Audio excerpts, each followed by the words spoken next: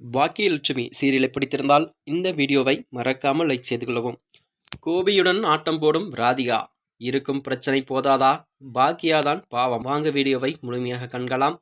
விஜய் தொலைக்காட்சியில் பாக்கியலட்சுமி சீரியல் திங்கள் முதல் சனிக்கிழமை வரை இரவு 8:30 மணிக்கு ஒளிபரப்பாகி வருகிறதாம். அந்த நிலையில்தான் இதில் சுசித்ரா பாக்கியலட்சுமி என்ற லீட் ரோலிலும் நடித்து வருகிறார். இவருடன் வேலு லட்சுமணன், சதீஷ், நேகா மேனன், ரேஷ்மா, பசுப்புலேட்டி ஆகியோரும் நடித்து வருகின்றனர். இந்த நிலையில்தான் இந்த தொடரில் ரேஷ்மா கோபியின் 2வது மணியாக நடித்து வருகிறார். தற்போது ரேஷ்மா தனது இன்ஸ்டாகிராமில் கோபியுடன் ஜாலியாக ஆட்டம் போட்ட வீடியோ ஒன்றை வெளியிட்டுள்ளார். உலகமே தெரியாத ஏமாளியாக இருந்த பாக்கியாவை ஏமாற்றி தனது முன்னாள் காதலியான ராதிகாவை திருமணம் செய்து கொண்டார் கோபி. இதனால் வீட்டிலிருந்து தனியாக பிரிந்து சென்ற கோபி அப்பாவின் மறைவுக்கு பிறகு அனைவரும் ஒரே வீட்டில் குடும்பத்துடன் வசித்து வருகின்றனர்.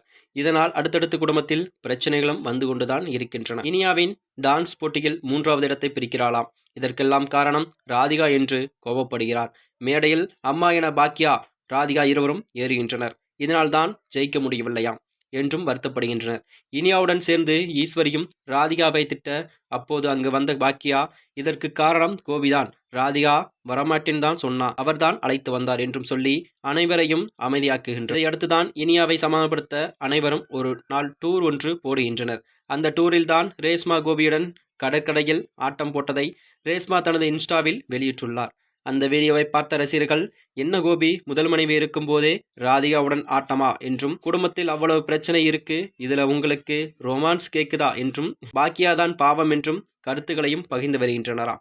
பாக்கியலட்சுமி சீரியல் மூலம் பிரபலமான ரேஷ்மா தான் தற்போது ஜி தொலைக்காட்சிகள் ஒளிபரப்பாகி வரும் கார்த்திகை தீபம் சீரியலிலும் நடித்து வருகிறார் என்றும் கூறப்படுகிறது.